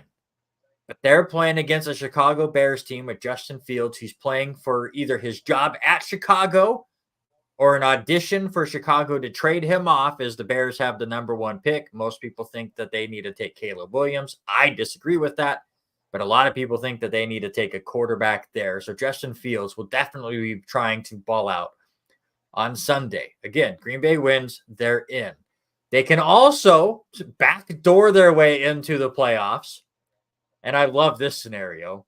If they lose, but then Minnesota loses to Detroit, Seattle loses to Arizona, and then either Tampa Bay or New Orleans lose, the Green Bay Packers would still make the playoffs if half the league has certain requirements. I don't see that happening. Seattle, pretty simple as well. They beat Arizona. Green Bay loses to Chicago. The Seahawks will get into the playoffs. And then Minnesota has a punter's chance, but we've seen how some punters have some issues in some of these late games. Vikings get in with a win, a Packers loss, a Seahawks loss, and then a loss by either Tampa Bay or New Orleans. So again, Mr. Chaos, are you going to predict that the Minnesota Vikings take the 7th seed? Oh! If it wasn't Nick Mullins, if it wasn't Jalen Hall, I would love to. If the Pastronaut can somehow don all of the energy of the Tennessee Volunteers and everybody on Apollo 13 and NASA and everything and have a great game. But I don't see it, though. I want to, but I don't. I don't see Green Bay winning. Realistically, I don't see Seattle winning. I think Arizona, again, just enough with playing spoiler. I will stick with the greatness that is Tank Division. I think Tampa Bay somehow, they go ahead and find their way in the back door with all of that, and they still make the playoffs. So you're saying the Vikings beat Detroit then? Or they don't beat Detroit. Sorry. I just, especially with Detroit, after everything that happened on Monday Night Football, man, get yourself some garlic pepper for those kneecaps, Vikings fans. Yeah. You could tell the NFL. You could tell the NFL also doesn't really believe the Vikings have a chance. They're the only one in the scenario that plays at the early window. NFC South does as well, but Packers and Seattle will both be going off at 1:25 Pacific time, and they'll be scoreboard watching at both Lambeau and State Farm Stadium there in Arizona to kind of see where everything falls. The way the Packers looked on Sunday Night Football, I'm going to say they go ahead and get a win. They do not want to have that happen in back-to-back years where the win and get in scenario goes against them. So give me the Packers to take that 7th seed, just for the fact that, again, we talked about the Rams and Lions looking like they are basically locked in. No, the Rams could drop. I want the Rams to get the win against San Francisco. I want Detroit just to go ahead and get the 3 seed, not only for that matchup, but the history of Packers Cowboys in the playoffs. Though I do wish it was at Lambeau, not at AT&T Stadium, right? It's still AT&T down there.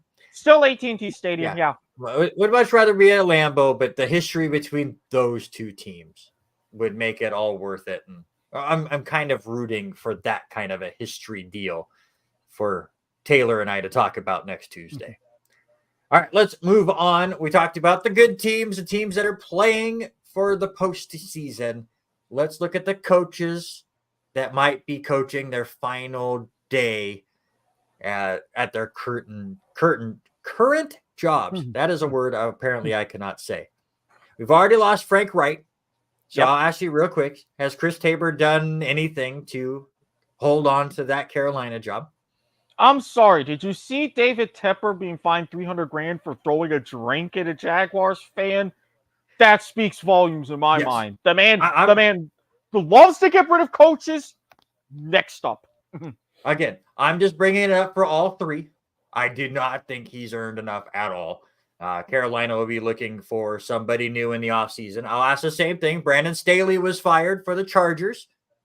Has Give Smith done enough to keep his job with LA? No, he's not. Let's move on. But the big one, and the one that I'm very curious about, Las Vegas. Josh McDaniels was fired earlier. I love what Antonio Pierce has been able to do with the Raiders. Has he done enough to earn a full-time gig? Even though it hasn't been the prettiest, with Hey, what he's sure, but he hates cats. well, what's wrong with the hat? This was nice and homemade. Had a friend of mine to have this up. Come on now. Oh. And even though they haven't been the prettiest of wins, even though they haven't really been the prettiest of results overall, given everything Pierce has had to deal with, I personally think he's done enough to take off the interim tag, give him the coaching job, at least for the next couple of years. Don't go ahead and run and search for someone right now. Give him a legitimate chance. The offseason, you've got some turnover, issues at key positions. Give him a shot. The players love him, will rally around him. Let that happen. Let that happen. Yeah, I really like what Pierce has been doing. Kind of reminds me a little bit of Dan Campbell. Maybe not as over the top with the energy, but enough energy where the players go all in for him. Now let's look at the other coaches that are in the hot seat.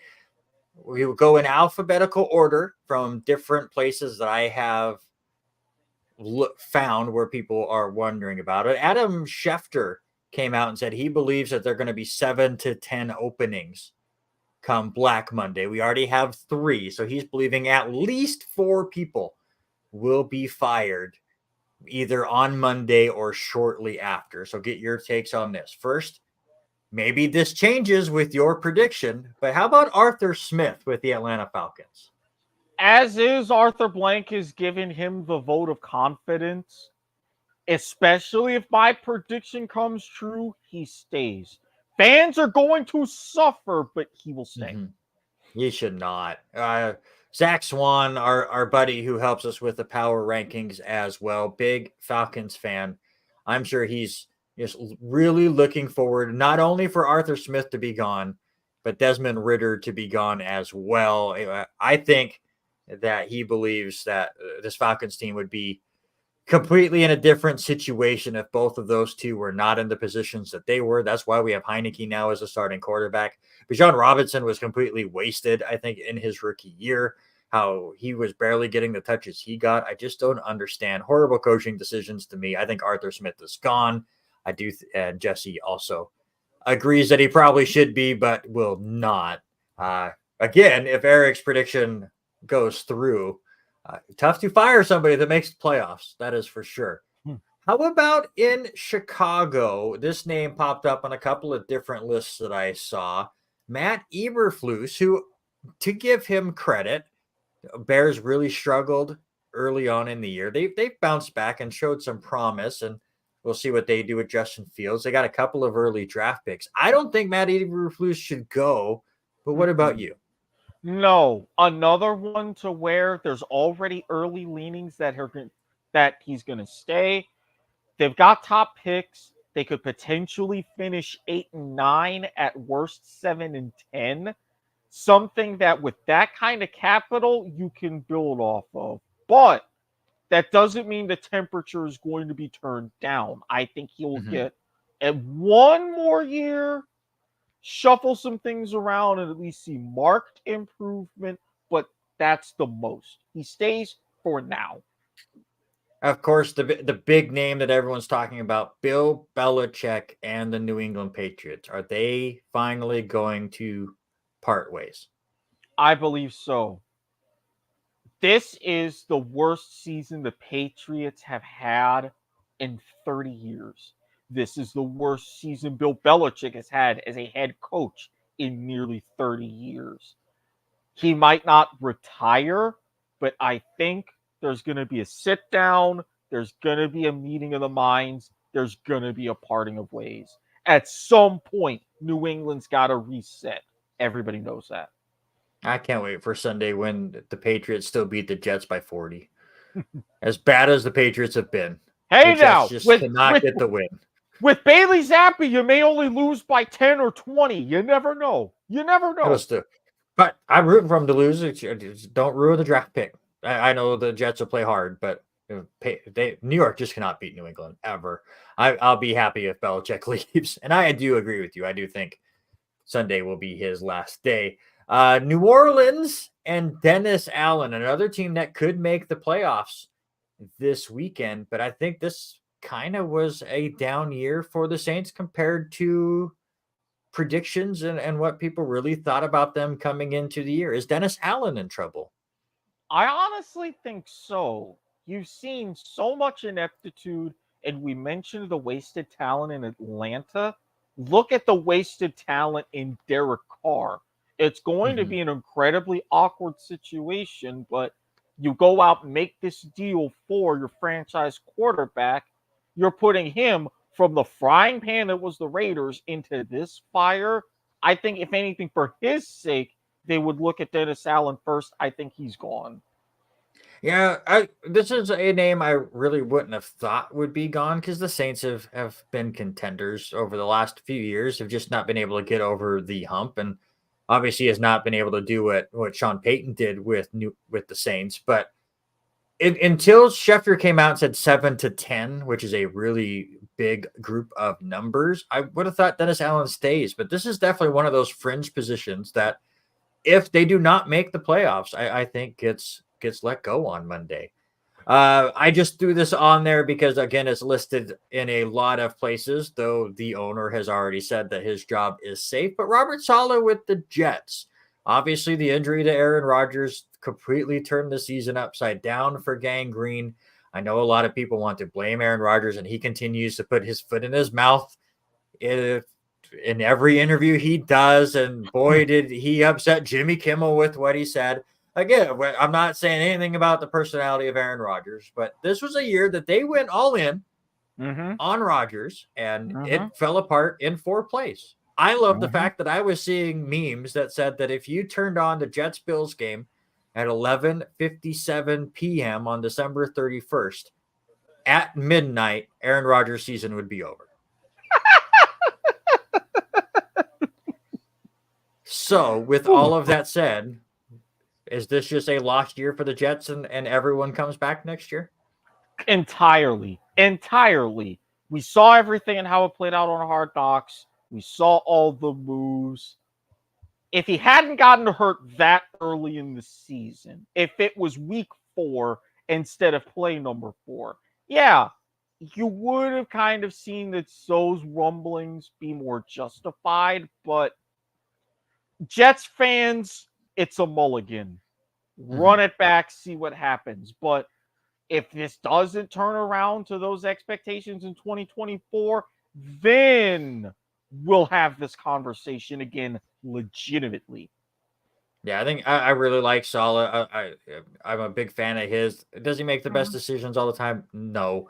But I do put a lot of the blame on Nathaniel Hackett. He is all about Aaron Rodgers, and when you don't have Rodgers out there, Nathaniel Hackett kind of gets exposed. I think Rodgers can kind of hide him with his ability to change the plays at the line, and I think Hackett needs stuff like that to be a confident offensive coordinator. He was horrible this year. The fact that you were with your second string and third string and fourth string quarterbacks this year, and still Dalvin Cook could barely see the field to the point where they released him this week, is just an embarrassment. You would have thought that, all right, we've lost Aaron Rodgers, but at least we have Breece Hall and Dalvin Cook to run 20 times each.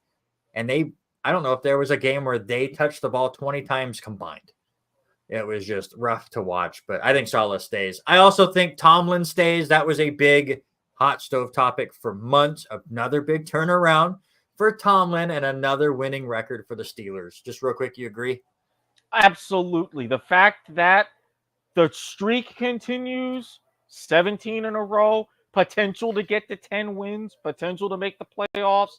Once again, he's bought himself more time. It's another great escape. And then the last two here, one really interesting one to me, and one I think is a foregone conclusion. But Mike Vrabel with Tennessee is interesting to me. A lot of their issues have just come to the fact that they can't get the quarterback figured out. Ryan Tannehill obviously getting injured, and they had to go to some of their young quarterbacks that have been very hit or miss. But I don't know if you put that fully on Mike Vrabel, maybe more on the GM. But is Mike Vrabel's job in trouble? Not yet. But this is another one of those to where it's lukewarm. If, say, Will Levis is the guy and you've got the receivers and everything else, if you can get a full season that's effective from Will Levis in 2024, Vrabel stays. However, if there's still some of these issues and they can't get over this 8-9 win hump and join the challenge for the division, keep getting left behind, Vrabel's got to go. And then finally, Ron Rivera's gone from Washington, right? I've said it. I've mentioned this in doing the power rankings. Does Riverboat Ron sail off into retirement? I think that's a possibility, but Washington, they're working to move back to RFK. They're working to just do everything with the front office. They're cleaning house. He's going to be part of it. That might not even make it to Monday. I do like your point. Maybe Rivera just announces his retirement at his press conference after the game, and I wouldn't blame him. He's had a great career. It just hasn't worked with Washington. And as you said, they are refreshing everything, and it makes sense. Any others that I did not list that you think possibly could be coaching their last game this weekend? Not off the top of my head as far as permanent coaches. However, not for this year. Even though with everything that happened, I'm going to keep an eye on Pete Carroll in Seattle. Granted, this year, a lot to do with everything going on. The draft could change that, but you might think if certain things go a certain way after getting blown out last year and then not even making the playoffs this year. I think Carroll may start to think a few things. I don't know if Seattle is going to push him, but there's going to be some conversations. Again, another win in making the playoffs and everything else, they may get tabled, but I'm going to keep an eye on that one. Yeah, to be fair, though, to Carroll, I think the drama with Russell Wilson in Denver kind of helped solidify his issues that he had with Wilson in Seattle, which got them to ship him off to Colorado. Geno Smith going from comeback player of the year to regression of the year, going back to his normal state, definitely did not help as well. They need to get a quarterback in there. They have so many weapons that work really well. Offensively, defense is pretty good. The Jamal Adams trade definitely did not work out for the Seahawks. You can ask any of their fans. They tell me about it all the time. Once again, thank you for all those draft picks, guys. But yeah, I think Pete Carroll will be safe until he wants to go. He's done. He's turned that franchise around himself, and I think he's kind of in that Tomlin, Bill Belichick era where it's going to be a few years before his seat gets too hot. Before we go back to some other football news, I do want to touch real quickly on this MLB.com power rankings that came out, I believe, yesterday. Maybe it was this morning. I saw it today, but it was our first power rankings of 2024. And again, I want to bring this up on January 3rd, but what they posted was a bit shocking to me just for the way that they went with it. So I want to get your thoughts. Another big baseball fan in yourself, but not too shocking. The World Series champion Texas Rangers are not your number one team on their power rankings. They kind of shocked some people with where they went. They had them third in their power rankings. The NL champion Arizona Diamondbacks, who really surprised everyone in the postseason, barely stay in the top 10, even though I like some of the moves they've made so far in the offseason. They're down at number 9. I will say your Tampa Bay Rays, one spot ahead of my New York Yankees. Rays are 7, Yankees are 8. But this is where it gets fun. This is where it gets fun. Houston Astros, not in the top 5. They had them 6th. Your top 5. I was prepared to bang a trash can. Okay. Go on. You have my attention. Your top 5 in their power rankings. Philadelphia Phillies. That makes sense, I think, as one of the top teams in the National League. Yeah. Number 4, the Baltimore Orioles. We, as two people that root for AL East teams, I think we both agree they should be the favorite in the division. I can't lie. We got to chase them. Not mad. Okay. Number 2, the Los Angeles Dodgers and their $2 billion they've spent still do not get the number 1 spot. Wait a minute. The Dodgers, if the Dodgers and what baseball is trying to do to compete us with a super team is number 2, who's number 1? The Atlanta Braves. That's shocking to me. They're a great team, and they have a lot of young talent. But the fact that you don't just go de facto World Series champions and keep Texas number 1 because they won the World Series, and you just leave them there in January until games get played, and you don't put the Dodgers up there, who have won the NL West for years and years and years, and just added a ton of ridiculous talent to that roster. I was shocked, not only for the Dodgers not being in the 1 spot, the Astros not being in the top 5. It was an interesting power rankings to me. Okay, I'm going to just take a minute and justify the Atlanta situation. Being a Yankee fan, splashing cash does not mean you're holding 100%. Up the trophy at the end of the season. For everything that the Dodgers have done, for everything that they've built, their championship 2020, which I am still salty about personally, but the times to where they've had these clear dominant teams, look at one example of who beat them en route to their title, Atlanta. Atlanta's one of those teams to where if everything clicks, they're playing deep into October. Yes, you have your individuals like Ronald Acuna. Yes, they've even made some big trades and stuff for their own. I can see where their heads are at. And I really think that's showing the Dodgers saying, hey, you've got the team. You've got the players. Get out there and prove it, and not just winning the NL West either. That division's yours. You own it. What do you do deeper into October? And if I'm the Dodgers, I use that in spring training and say, all right, we got to prove it. Let's go. All right, so I basically gave you all of the top 10. I'll run through it again real quick. Braves 1, Dodgers 2, Rangers 3, Orioles are at 4, Phillies 5, and then it's the Astros, Rays, Yankees, Diamondbacks, and Blue Jays. Those are your top 10. I'm going to just ask you real quick. Obviously, we have a couple of months until the start of the season. There's still plenty of free agents out there that need to be signed. The Yankees have still yet to spend a single dollar on a free agent this year, which is your time. Shocking to me. But take your time, Yankees. You're good. You're good. Stay that course. But I would have to go back and look at the inaugural power rankings on MLB.com from last year, but I don't think the Rangers would have been in the top 5. Maybe sneaking into the top 10 with some of their free agent moves. But the Diamondbacks definitely were not in the top 10. True. To start their power rankings in 2023. So I've listed the top 10. Which team outside of the top 10 do you think has the best chance to make a World Series run? This is going to sound weird, but I think with everything and the emotion of all of that happened last year and how the division is, I'm going with St. Louis.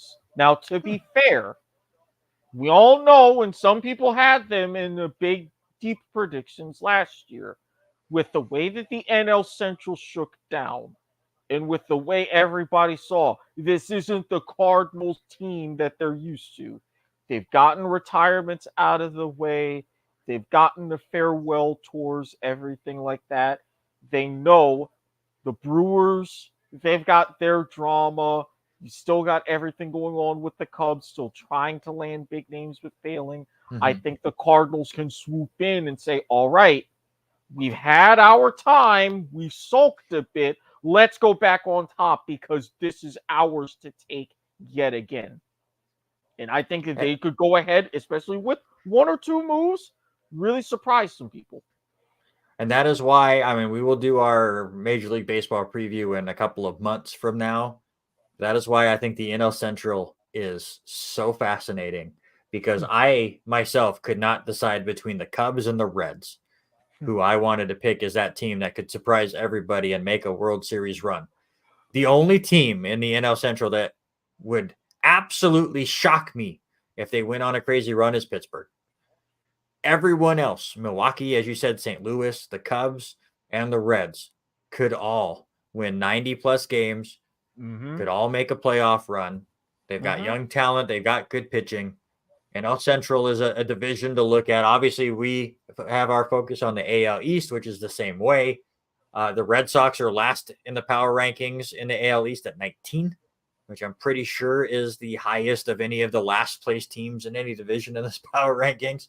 So it's going to be fun. Again, you and I are big baseball guys. Robert Hagen is as well. We enjoy our football, but man, cannot wait for baseball season to start. Go back to football, though, real quick. The big news over the weekend, USFL and XFL did make all the rumors true, and they have merged. Surprisingly, they are keeping it at just 8 teams. If I remember right, they both had 8 teams to start with. I expected some teams to disappear, some teams to possibly merge, as they both had similar markets. So I didn't expect 2 St. Louis teams and 2 Seattle teams and so on. No Seattle team has made this merger at all. Are you surprised that it's only 8 teams? And do you think with them merging and putting their powers combined and not splitting the roster pool like they did last spring, where you had one group and then another group, can they bring more fans in and finally have a spring franchise or a spring league actually work out? Absolutely. Now, I've talked about, because I am on a big Discord, we've been following this. I have been preaching the merger for months. In fact, all throughout last year, I'm saying they should merge, be done with it. If they follow what the XFL did, and which seems like they are, fly everybody out to Arlington, Texas, like they did in the XFL, but then go ahead, have everybody in their home markets. I think that's going to be the key. The fact that they're not immediately adapting the USFL model of having the teams in the hubs, that was the thing that was really the mistake. And that said, you look at your Seattle, you look at a couple of teams in the XFL that did work but didn't make the cut.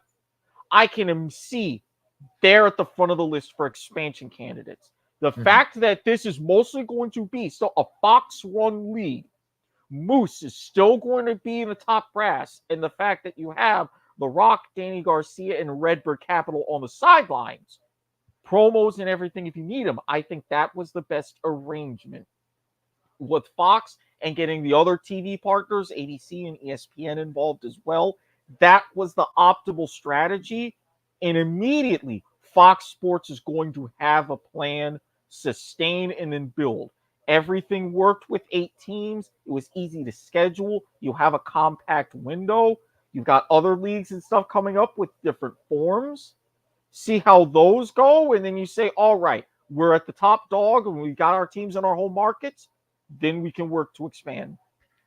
So I think it was a great move. Great move. 10-game regular season.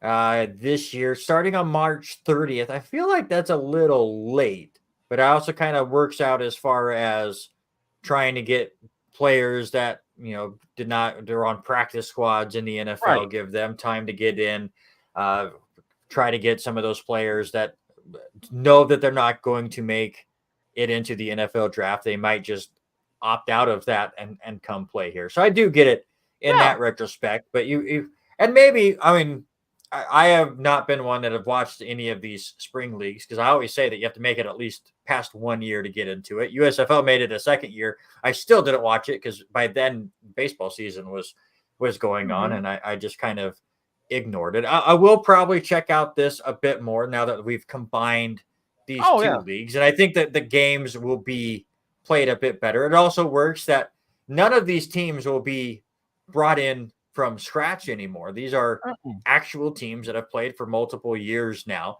USFL keeping 4 teams, XFL keeping 4 teams. It's not like now we're taking all of the players and putting them into a pool and redrafting and creating all these new things. So these teams are established now, so we should get some good effort. Wade Phillips being a coach is always fun. Bob Stoops on the XFL. Skip Holtz is a coach for the USFL. It is interesting that you have 3 teams in the Texas market. Obviously, Texas is a big state. They can handle it, and they love their football. But I'm with you. I'm disappointed Seattle no longer has a team, or nobody in the area really has a team. But this is a great way to concise everything to just 8 teams, really build it up. They understand what they are. They are a minor league system towards the NFL. They do not do what the XFL tried to do and go, no, don't watch the NFL, watch us. We're the new great thing. They are, hey, come play for us, get your name out there, and we are going to celebrate you when you have success in the NFL.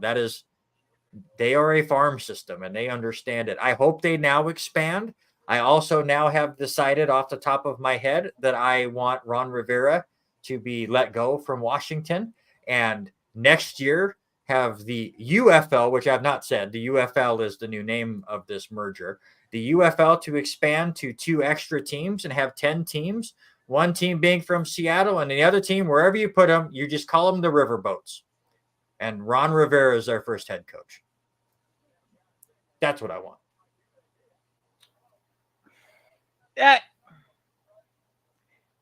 See, you have me thinking. Like, do you abandon the old USFL history of the Memphis Showboats? Rename them the Riverboats? Then that way you don't have to expand and have confusion or have something else? I'm going to be thinking about this way too much. Of course. Right, I will distract you. We got 2 minutes left in this show. Roy McIlroy and Liv, I will give you your 2 minutes. All right. Rory McIlroy, you have seen the light. It is good. We thank you. He has said, especially after John Rahm, all right, I get it. Players are going to go get their money. They're going to get a lot up front, especially with John Rahm, upwards of $500 million almost, to go ahead and play for this tour. So he's like, all right, if they're going to get their money, and with everything else, we kind of goofed and messed some things up on the PGA Tour, I understand. But the one idea that he had that intrigued me, and I'll give a quick summary. The Indian Premier League, T20 cricket, the biggest, arguably best franchise cricket league in the world. All forms of cricket pretty much revolve around like this spot on the calendar. Best names, you have an auction and everything. It's fascinating. I highly encourage you to watch or at least check it out. What McIlroy suggested was, with the PGA Tour, have your season run January to August. Then, after that, in that off season, have Live as the IPL of golf. You go in, you have a few events, you still keep the team aspect, the league and everything, and you're staying within that ecosystem. Do I think that could work? Yes. You could even borrow some facets from the IPL and have a player auction. Say, hey, you want to nominate yourself and go ahead and play for the league? I'll be in. I'll start at this amount of money. And I'll start at a lower amount of money or tiers or whatever. Create that. Can you imagine the fanfare they could build just from the player auction? Then having the teams and the merch, you wouldn't have to change a thing about the play, the team championships, anything like that. You would need to get rid of a few events unless you wanted to still have them on a weekly basis, maybe trim it down to about 8. I would be fine with that. I would find my way to watching both if that were to happen. I'm honestly totally fine with that idea. What I have disliked about Live and what the PGA and Live have done is they've ruined golf for me, because half of the great talent play on one and half of the great talent play on the other. And I think the overall talent pool kind of gets filtered out, and it just doesn't work. To work like that, as you said, where it's PGA first and then Live a bit later for those that want to play in it, I would absolutely welcome that. Hopefully the PGA at that point would then go, well, if you play at Live, you then can't come play with us, because that's just selfish and rough. And I want to get back to the best players are playing at the Masters, and we have the best talent putting on a show for these big events and then all the other events too. So I'm totally with that. I still will not watch Live. I don't care about team golf events. Like the Ryder Cup is as close as I get to a team golf event. I can't do the rest. I still won't. I don't care. I'm sorry. Have you at least seen? Okay, even without the team aspect during regular season events, have you seen how crazy and wild some of the team championships go? Especially the championship Sunday, where all the scores count and it's stroke by stroke, still following that action. You gotta love it. Especially for me, the presentation and everything. It's great. And if Live and PGA they're taking this year to still get everything with the merger, I would want that in some level of consideration. Well, we will see how all of that goes. We went from will we make it to 2 hours to running over our 2-hour time, and still a couple of things we wanted to talk about. We just don't have the time to do it. That's what happens when Erik and I get together. We have a lot of fun. Once again, Erik, I appreciate you hopping on in relief for one of us not being able to be on the show. Erik is also part of the power rankings. We took this week off. Just too many people were either too busy and or sick. I didn't want to have to write half the blurbs, and I didn't want to have to ask Erik to write 8 or 9 of them as well. So we just went, you know what? We'll take the week off. Next week, it'll be a smaller edition, though. I like Harry's idea. I'm going to mold it a little bit different. I'm letting Erik know right here that new change of plans from what I was telling to everybody. We will do a full 32 team rankings. Obviously, the playoff teams have to be your top 14. Okay. But we will do an end of the season power rankings for the other 18 teams, but only blurbs we wrote for the playoff team. So we'll still do our full power rankings, but we'll just have a list at the end of all of those. Harry still wanted to do one last power rankings to end the year, but I don't want to have everybody write for all 32. So that's what we will have next week. And then on Tuesday of next week, it'll be Robert, Taylor, and myself, as Hagen will have some basketball. Hopefully he will be healthy enough to do all of that. Wish him a speedy recovery. I say speedy. It's been over a week now that he has been under the weather. I feel bad for him. He's going through a bunch of ear infections and all that other stuff. It's that time of the year, folks, and it's really rough. So well wishes out to Robert Hagen. Hopefully he gets back better. Brother. You will not see him on this show for a few weeks as he has basketball obligations. But again, thanks to Erik this week. We'll have Robert Taylor next week. Again, for the 30 of you who have joined our Facebook page over the last week, hopefully you lasted this whole 2 hours and continue to follow the page and watch this show. We have a lot of fun every week right here on our Facebook and YouTube pages. But until next Tuesday, that's Erik. I'm Randy. This is the R&R Sports Report, and we are